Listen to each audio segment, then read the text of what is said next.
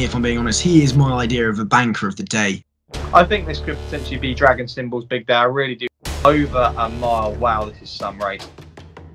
Because I think he's the definition of a superstar. I think PIER is far too good here.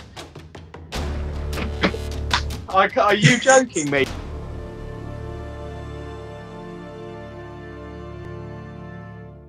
Hello and welcome to the Next Gen Racing YouTube channel for our weekend preview, where we're going to be looking over possibly one of the best days racing in Europe this year, maybe in the last few years, to be totally honest. It's Qipco British Champions Day, where we're going to preview 6 races from Ascot. 1 Group 2, you've got the 4 Group 1s, and you've got the Balmoral Handicap to end the card. And Jack and I are finally back together. Jack, it feels like it's been absolutely ages. I know you haven't been feeling too great. You're on a bit of a recovery mission.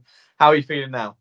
We're still on a bit of a recovery mission, thanks, Sam. But I mean, we're off to Ascot on Saturday, so we're going to be feeling grand by then. The throat's still a little bit sore. I promise it's still not from Tasso now. I promise it's not. I've just been screaming a bit too much over the past couple of weeks. So yeah, it's getting better, and I'm looking forward to Saturday.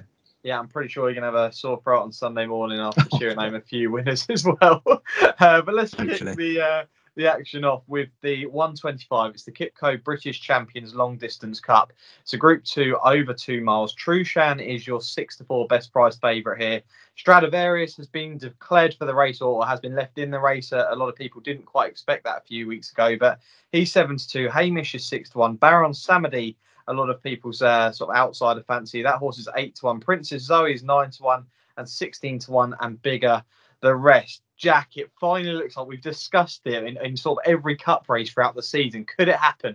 Could we see these two gladiators go up against each other? It looks like it's going to be that way. They're both possibly going to be going on good ground. It's good to soft at the moment. Drying day on Friday. Potentially we could have good ground, maybe good soft in places, which I don't think there's going to be many excuses for any horses here. But Trushan this season, you look at the likes of the race of the Cadran, the Goodwood Cup, and Stradivarius, the Doncaster Cup, and the Longsdale Cup. Now, Stradivarius probably didn't have things to suit last time in the Cadran. The ground really went against the horse, and potentially now he's got no excuses. I actually think 2 miles might be his best trip, and that the ground is, yeah, it could be good. So potentially he's going to put in a big performance. I think it's going to be a hell of a battle, Jack, and it's quite difficult to call. What do you think? Oh, well, Trushan, for me, if I'm being honest, he is my idea of a banker of the day. He's probably going to go off shorter than he is now. I think you got 6-4 available.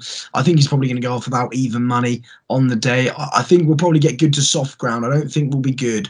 I think we'll be good to soft. At the moment, we're good to soft in places on the round course. And I think we'll be just good to soft genuinely all round. And I do think, yes, I know 2 miles will suit Stradivarius more than does Trushan, but I think Trushan really cemented his authority over Stradivarius last time out. I'd love to see Stradivarius do it, but I think Trushan takes all the beating here. He stays, and if there's a bit of pace on, which I think there may be, you've of course got the Mediterranean in there, so probably the pacemaker there for Aidan O'Brien. If there is that pace on, it's only going to suit Trushan, sorry. So hopefully they'll be swinging around together around the home bend, but I think Trushan takes all the beating here. Yeah, I think Ascot, the stand's roof will lift if these two come swinging around the bend. The one interesting one in here, Jack, that a lot of people are going to look at is the third in the betting. That's Hamish. This horse was a neck behind Trushan back in 2019. That was on soft ground over 1.6 miles. This horse is very unexposed in the fact that it could potentially still be improving as a 5-year-old and has had the setbacks. What do we make of Hamish, just quickly? Yeah, of course, he's very unexposed, isn't he? But he's had these setbacks. And I mean, if perhaps Stradivarius or Trushan weren't there, he'd be able to grab second place. If Trushan wasn't there, I'd probably fancy him to get the better of Stradivarius. But of course, he looks to have a lot on his plate, if I'm being honest. I heard this morning William Haggis was saying that day when they lost to Trushan, they were gutted because he went off an odds-on favourite and they thought he was going to win. So clearly he lost a good one, time has told us, and I think he's got plenty on his plate. Okay, yeah, I'm going to be with Stradivarius here. It's the place, Champions Day is the place where champions are crowned, and there's no bigger champion running this weekend than Stradivarius. I mean, I can't imagine if he were to win, it's the perfect chance to retire the horse and parade him in front of a full Ascot. It's going to be an incredible atmosphere there. It's probably the dream result for me. But yeah, it's going to be a really intense battle. I think out of the battles that are going on this week and with a lot of the races, I think this is one of the better ones, because I really can't call it on the ground that could potentially come up. I think it could, suit both horses. I don't mean there's going to be too many excuses for either of them. So really fascinating to see. So it'll be Trushan for Jack in this race and Stradivarius for myself. Now we'll go on to probably the most competitive group race of the day. It's the 2 o'clock. It's the Qipco British Champions Sprint Stakes, a Group 1 over 6 furlongs. And your favourite here, the joint favourites, is Art Power and Dragon Symbol at 9-2. Rohan is 5-1. Creative Force is 13-2. Minzal is 7-1. Kinross 11-1. The Dream 14-1. Start the season tipping him, Jack. Maybe you're going to end the season tipping him. 16-1. Last year's winner Glenn Shiel, and 20-1 bar those. Right. First time we see here the Buick versus Murphy battle. Obviously, Murphy doesn't have a race in the long distance cup. It's just quick. It's been a really fantastic battle this week, Jack. I mean, at the time of filming this, there's still one race to go at Chelmsford this evening, but there's 2 in it. It's still looking pretty tight. We've got Friday to come. It'd be a dream to see both of these jockeys, maybe one in it on the day, just from a viewing perspective, or make the day, something else to watch other than just the racing. It'll be the battle between Murphy and Buick. I really do hope our boy Murphy does go and do it. They've both got 2 decent rides here. Creative Force probably does want a bit more juice in the ground, I'll be totally honest. And Dragon Symbol, I think he's a horse that deserves his Group 1. I've been saying it all year, that this is the chance. He's been running over 5 furlongs his last couple of times at the Curragh in the Flying 5 and at Goodwood as well, being beaten by Swayze. There's so many seconds to this horse's name, and I know you're probably going to tell me that this horse doesn't like to win. Obviously, what happened over 6 in the Commonwealth Cup, where the horse did kind of get his head in front and did win the race, but got demoted to second after carrying Campanelle across the course. But I think this could potentially be Dragon Symbol's big day. I really do hope so. I think Murphy, this will be his best chance of getting a winner on the board. I do think it's a very competitive field, don't get me wrong. But I know you're going to bang on about Art Power, because you've been probably the same as the way I've been talking about Dragon Symbol. You've been banging on about this horse for months for this race, and the horse has been back from, I think you mentioned, and put it up at around 16s, Jack. I might be wrong, but has been hammered in after that Group 3 win last time at the Curragh. What do you make of this race, and would you give both of them at the top of the market a really good shot? Oh yeah, it's a cracking race, isn't it? I mean, it kind of encapsulates everything you want from a Group 1 on Champions Day. It's a shame Starman isn't there, if I'm being honest, especially on the ground that's drying out. But of course, we know the reasons for that. But I think it's an absolute cracking race. I think Rohan's probably 2 points too short. I think he was pretty flattered last time out. I know he was very slowly away, and he beat a lot of beaten horses in the Flying 5. And clearly, this step back up to 6 furlongs will suit. I think he'll want more juice in the ground though. And Art Power and Dragon Symbol, now they're the same price. I think they're so tough to split. As you say, I've been banging on about Art Power for this race for too long now, it feels like. He was 4th in it last year in the bunched finish. Ran a great race in the Diamond Jubilee when drawn on the wrong side. And I do think he has another great chance. But at the price, I'd probably side with Dragon Symbol. I'd probably think Art Power should be about 6-7 to 1 on what he's shown. I know he's very impressive in the Group 3, but I think he's got it all to prove, whereas Dragon Symbol has stamped his Group 1 authority in every single race he's been in without actually getting his head in front. And we've been screaming for him to step back up to 6 furlongs. We saw what he did at Ascot in the Commonwealth Cup, as you said, and I think the step up to 6 furlongs should suit him. So I think at 9-2, if he drifts to 5-6 to 1, he's an each way bet to nothing. You're going to get extra places, and he's guaranteed to be there or thereabouts. I mean, you mentioned The Dream. She's a lovely filly. She managed to get her head in front last time out. It'd be great if she did it. I think she has plenty on her plate up against the Colts here. And Highfield Princess intrigues me about 40 to 1 now. She's stepping back from 7 furlongs. Of course, won the Buckingham Palace over 7 furlongs at Royal Ascot. She steps back to 6 here, which I think is awfully intriguing. I don't know if she'll be able to thrive under the conditions, but I think at 40 to 1, she could be worth perhaps a little mention each way. And I think it's going to be the Dragon Symbol show. Yeah, so do I. And one of the gents we're actually going with has been banging on about Highfield Princess potentially being one of the best each way bets of the day as well. I think she's got a decent chance. But Jack and I are very keen on Dragon Symbol there. Murphy with an excellent chance to get on the board. I'd love to see this horse get his head in front. I really would. And I finally love the fact they've realised this horse does not like running over 5 furlongs, and 6 furlongs will be his best trip. So looking forward to that one. But Jack and I have a kind of joint selection here with Dragon Symbol in the Sprint Stakes. Let's move on now to the 235s, the Qipco British Champions Fillies and Mares, a Group 1 over 1.5 miles. Now, Love, Free Wind and Le Petit Coco, unfortunately, out of all the races, in all fairness, this is probably the one that's been churned up the most. We haven't seen the race we've really want to see, but the rest of them we've seen everything we want to from the declarations. But Snowfall's ended up your 5 to 6 favourite here. Originally was going to go for the Champion Stakes after Love coming out, has been put back into the Fillies and Mares. 5 to 6 favourite here, which potentially could still be a nice price against this field. Alba Flora is 5 to 1, Invite 6 to 1, Eshada is 8 to 1, then we jump up to 20 to 1 Tribal Craft, La Gioconda and Lady Hayes 33s, and Mystery Angel is 50 to 1. Yeah, Jack, like I say, with regards to this race, it has churned up a bit. We would have loved to have seen the horses like Free Wind, Le Petit Coco and Love all there. Unfortunately, we're not seeing there on the day, but Snowfall, I saw the price as soon as the declarations came out, come up at 5 to 6, and if the horse has recovered from the run in the Arc, I actually don't think it's that much of a horrendous price. Yeah, I completely agree. I think she'll go off 2 to 1 on the day. I don't think you need to spend too long on this race. Of course, destroyed Alba Flora in the Yorkshire Oaks last time out.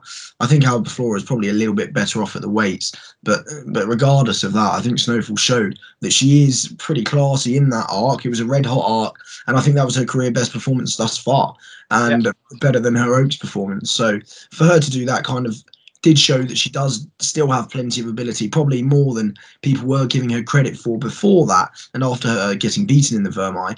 But I do think I think she'll probably go off 2 to 1 on 5 to 6. It's hard to say its value when it's 5 to 6, but it would be a shame if anything went wrong here. Yeah, it really would. And I was listening to Ross O'Ryan in an interview today with regards to Alba Flora. A huge ride for Ross O'Ryan here.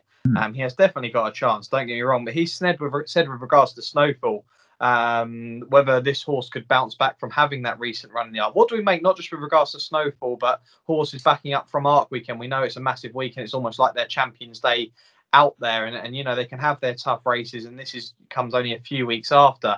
What do we make of horses coming from the Arc weekend to this weekend here, Jack? Do you think it can pay a major effect?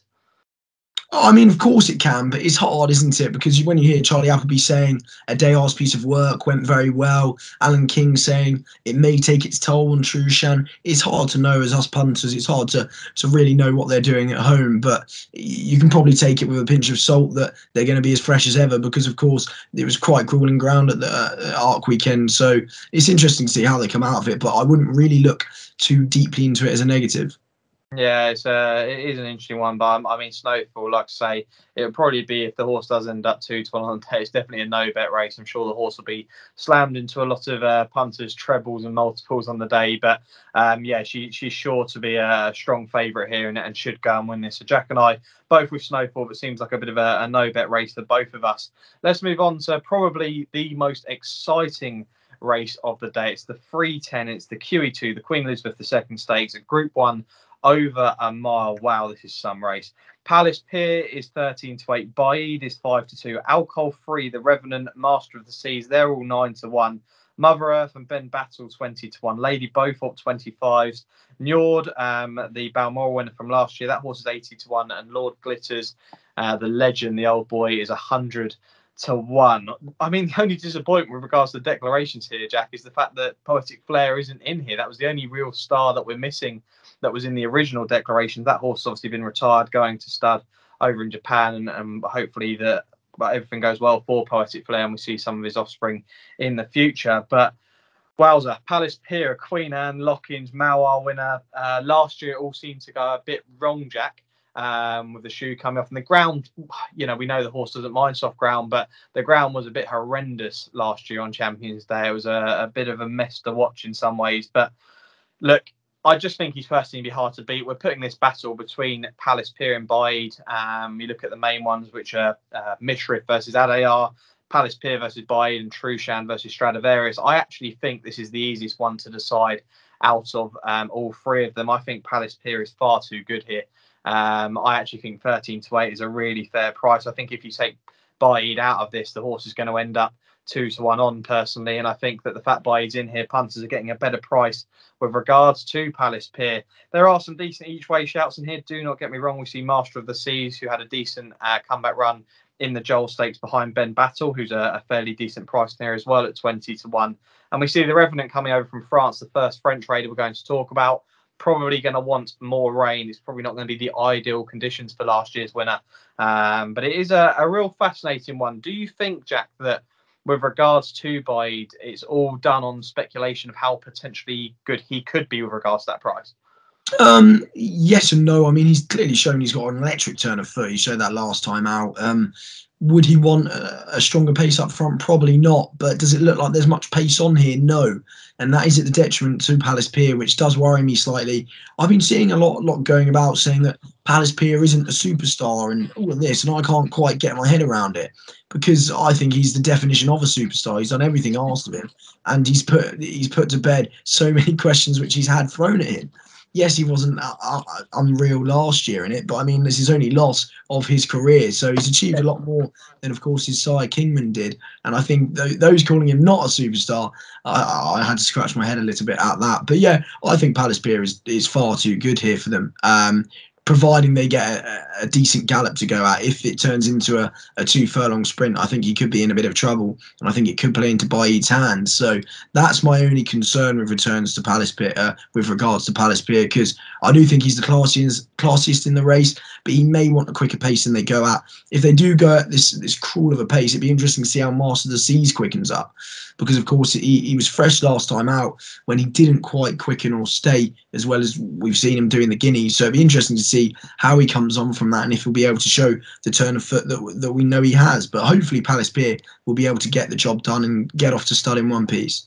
Yeah, it really is a real interesting one. I completely agree with you with regards to that. If it does turn into a bit of a sprint, it plays into Baid's hands. But I'm just trying to see where the pace could potentially come from in here. It's going to be interesting to see how this race is run. I think you could probably decide who the winner might be after a couple of furlongs in this race. It'll be one where it'll be interesting to see the in-play prices as soon as these horses go off and the speed that they go off. Now, one horse that I have to give a mention to, and you know who I'm going to have to mention here, is my beloved Alcohol Free. She's my girl, Coronation Stakes winner and Sussex Stakes winner, beating Poetic Flair. She's going to get a lot of weight here. She's the 3-year-old allowance, and she'll also get the fillies allowance here.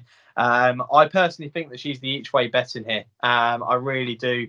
Winning the Sussex Stakes, winning the Coronation Stakes, I don't think she gets enough credit, I'm being totally honest. Murphy's got a decent mount here. She needs rain. She does need a little bit of juice, don't get me wrong, but I still think she's very, very classy. I think the run of the Falmouth on quicker going, I don't think that was too bad either. So I just think that she can go on everything. I do think she's better on softer going. I actually think if the ground did come up soft, I'd be putting her up for this race. I generally do over Palace PIER. But I'm siding with Palace PIER on this one, just with the ground the way it is, and just the fact that I do think he's the superstar in here. But I'm going to go with Alcohol Free, maybe as because I wouldn't be putting Palace PIER up as a bet, but I'm going to go with Alcohol Free without the favourite as an actual bet that I'll put up here. I think Murphy's got a decent chance. Would you agree with me with regards to the battle between Murphy and Buick? Because we see them again both here, and they're both on they're on the same price horses here, both at 9-1 Master of the Seas and Alcohol Free. Who would you be with the two, Jack, if you had to make your mind up? Oh, from what we've seen, I think Alcohol Free is miles clear of Master of the Seas. Don't worry about that, Sam. I'm not deserting you there. Of course, yeah. As you say, Coronation Stakes winner and the Sussex winner up against the second in the 2000 Guineas, who's only been seen once in the Joel Stakes, beaten by Ben Battle. I think it only points one way, and that is Alcohol Free. That is, it does indeed. And I hope Palace PIER does go and do it. Like I say, the meeting's made for champions, and he's one that deserves to be crowned the champion of the mile division.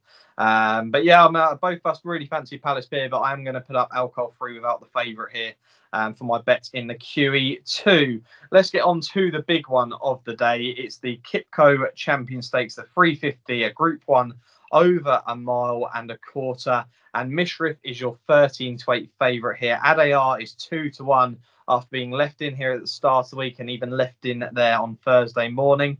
Dubai Honor and Adayeb are 8-1. Seal Away, the French raider, is 14-1. Awasi is 25-1 after being put up by price-wise, I think it was a month or so back at 50s, and 33-1 and bigger the other four runners in here. Jack, Adayar being put in here has made this a really exciting race to watch. I'm not saying it's just between the two of them, but I think he's added a bit of spice to the mixture here. With regards to these horses, obviously they met in the King George. Mishriff gave away £11 that day over 1.5 miles. This time we're over 1.25 miles, and Mishriff is only giving away £4. The one thing that's interesting, because I would say that Mishriff is the better 10 furlong horse.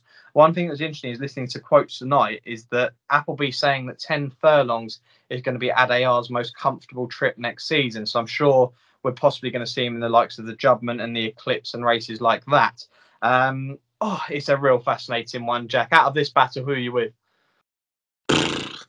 Well, where to start? I think it's just an absolute cracker. Again, you got cracker after cracker after cracker.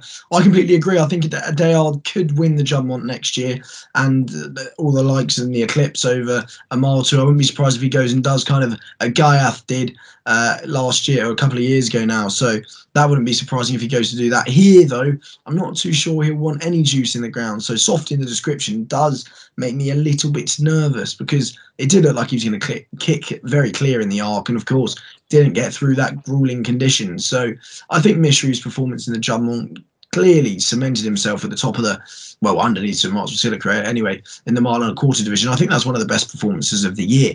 I'd rate that higher probably than Adair's run in the Derby. I think that was a massive run from Mishriff. But again, you've got the likes and behind it. I don't know if Adair quite has the quality of old. It'd be a little bit of a worry that he hasn't had the prep run which he usually has going into it. I knew they missed a couple of assignments because they didn't get the ground they wanted. Dubai Honour, I think, has been overlooked slightly. Of course, was supplemented for 75,000 to give William Haggis a triple-edged sword in this. So it's quite interesting that he's really attacking this race, especially when it's an absolute stellar affair. So I think Dubai Honour must be worth mentioning. The Sealaway is probably the one where we don't quite know where his ceiling lies. Now, of course, over 1 mile and 2, he was travelling too good to be true in the arc. I don't know what price he actually went in play, but if I'm being honest, I think it's too tight up top, and if I was going to have a bet, it would probably be Sealaway each way. Okay, let me give my review of the race, shall we? Oh no, look what you've done to me. Look, I think the two at the top of the betting, I think Mishriff being favourite again has had a decent break prior to this race. Adair's had the run in the arc. What kind of toll is that going to take on the horse? I do think that I personally think he is going to be probably the better horse of the two.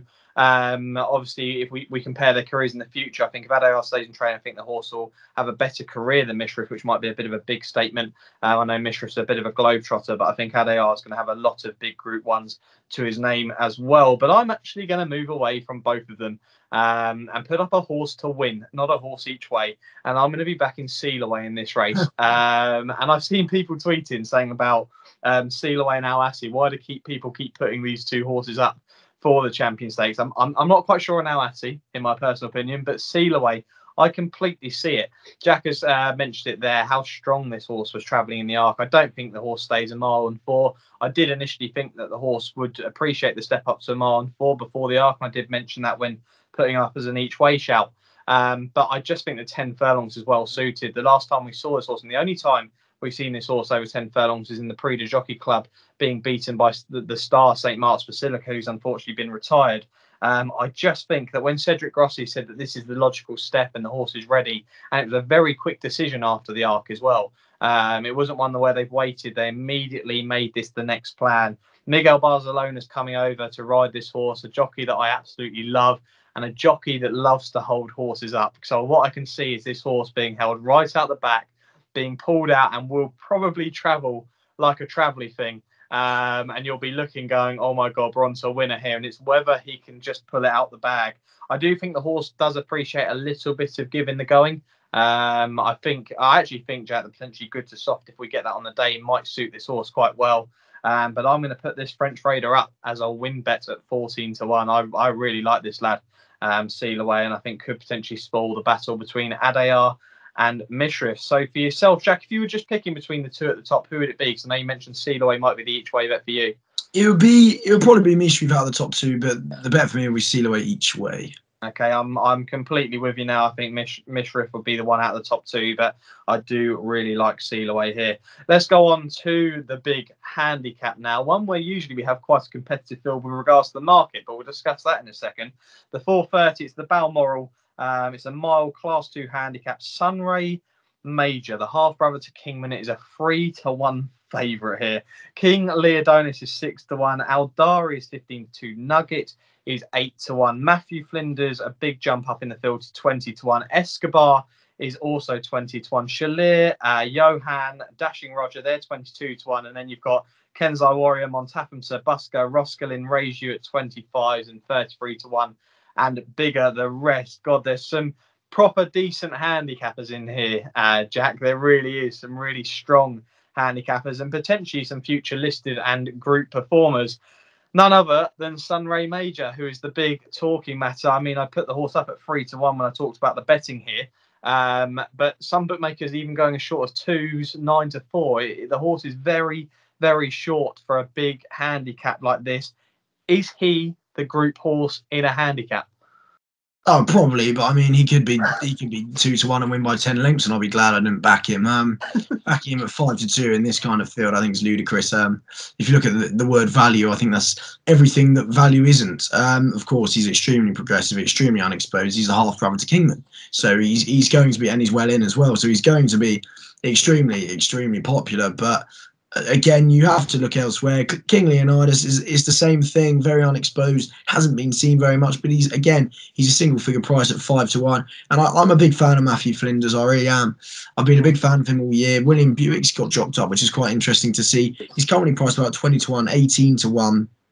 He's £3 lower than his recent 6th in a listed contest. Of course, he was 7th to Dania on rapid fast ground as well. I think a little bit of giving the ground isn't the worst in the world. Of course, he was 2nd to Safe Voyage, which isn't the greatest bit of form, but that was at Chester in a listed contest when he came from the back of the field as well. So coming from the back of the field at Chester, always have to upgrade that performance. I think he could be slightly better than a mark of 103. So 18-1 with Buick on board. Will it come down to the final race, and will Buick secure the championship on Matthew Flinders? And if I'm on it, then I'll be slightly happy. Oh, could you imagine if it came down to the final race? I can tell you now that if it came down to the final race, that 20-1 and the 25-1 about Sir Busker and Matthew Flinders, I can tell you now they'll probably end up single figure odds. I think they'll get absolutely hammered in the market. It's a dream world to see that happen, to see them both go down to that. Like I say, we are still with our boy Murphy to win the title. We really hope he goes and does it. But I love the fact that these two are fighting it out. Murphy's obviously got the legend Sir Busker. I'm sure Charlie Sharp's probably going to be cheering that horse on from home. I'm a big fan of that horse. And Jack mentioned Matthew Flinders, a very interesting jockey booking. Now, I've got 2 horses in this. I actually put a horse up. I can't believe I did this. A horse up anti-post for this race. And that was Escobar for this. I really liked him. He's obviously won the race previously back in 2019. I think the horse, I mentioned the horse, I think it was when we did the review after the Celebration Mile weekend at Goodwood, Jack, where the horse was just touched off. I thought the horse ran an absolute scream, and it just read out to me that potentially this was going to be the big plan for the back end of the season again. And I just think that potentially he'll run a big race. I think the ground's going to be ideal for the horse. And the other horse is another horse that I've actually put up previously, and it was also put up for the Cambridgeshire, and it is Raise You for Joseph O'Brien, who has a £3 claim report, which I think is really going to help this horse. Won a big field handicap at the start of the season. That was a 21 runner handicap. Won that in really decent style. Then went into group class. Didn't quite have it in group company, but then ran a decent race at Galway and another big handicap after that. The horse has had a bit of a break. Comes here. I thought that the mile and 1 furlong in the Cambridgeshire would have suited this horse, but I think that this race here over a mile and the straight course could be run at a decent pace, and I think it could suit Raise You for Joseph O'Brien. Always interesting to see when these Irish Raiders come over, and I think this £3 claim on board is going to really help. And Raise You will probably be. I'm going to put both up. I'm going to be cheeky, and I'm going to put 2 horses up, and that'll be Escobar and Raise You at sort of bigger prices. So let's see how they get on. Now it's time for the Nap and Next Best. It is definitely a nappable and Next Best weekend, Jack. Let's do our Next Best first, and then we'll do our Nats. Who's going to be your Next Best for the card this weekend? My Next Best is going to be Trushan at 6-4 in the Long Distance Cup. Okay, there we go. Well, my Next Best will be Seal Away at 14-1 to win in the Champion Stakes, and now the big one, the Nap. I'm intrigued to know who you're going to go for here. You're going to hate me. Go on. You're actually going to hate me. Go. I'm going to Market Raisin for my Nap. I'm walking away. Are you joking me? The 210 at Market Raisin, baby. We're switching codes for once. It's Martello Sky. I'm a big fan of this mare. She was 8th in the Mares' Novices Hurdle. By no means disgraced. Behind Glens of Antrim. Won next time out pretty comfortably. Only £4 higher than that day. She won well fresh last year in a bumper. I think there's more to come. She's on a handicap debut. She's 3-1. Fill your boots. On the final day of the flat season, your nap is a jump source. Oh, you've done me. You really have. Well, my nap's going to be Murphy aboard Dragon Symbol in the sprint at 9-2. Oh my God, I can't believe what I've just heard. To end this channel, you've put up a jump source on the day you're going to Champions Day, where you've probably studied the form like no other, and you end up going to Market Rate. Look, it doesn't matter, Jack. It really doesn't matter. That is your nap. You can have it. Do you know what? I'll cheer it on for the day for you, but I'm not sure I'll be watching it. It's on the Saturday as well. It is. It is. Oh, I'm not going to be watching it. If you end up watching it, I'm not going to be happy. I can't believe it. Yeah. Ignore the Q2, lads. Oh, no. Right. Well, that's it for this episode of the Next Gen Racing channel. God, that's a real shock to me. That one's hit me hard. I don't know what to say. I'm sure you're going to see a picture of myself and Jack on our Twitter. I'm sure we'll put a picture up. We're really looking forward to the day. They're going with a good group of lads, so looking forward to a good day at Ascot. It's been a fantastic day of racing with some good music after. It's nice to see a huge full crowd there. I think it's almost a sellout there, so looking forward to that. Let us know who your nap is this weekend. Hopefully yours will be coming from Ascot. Let us know in the comments who you like. Subscribe to the channel if you haven't already. Give the video a like, and we will be back next week for our review, probably of the flat season. So we're looking forward to that. Thanks for watching.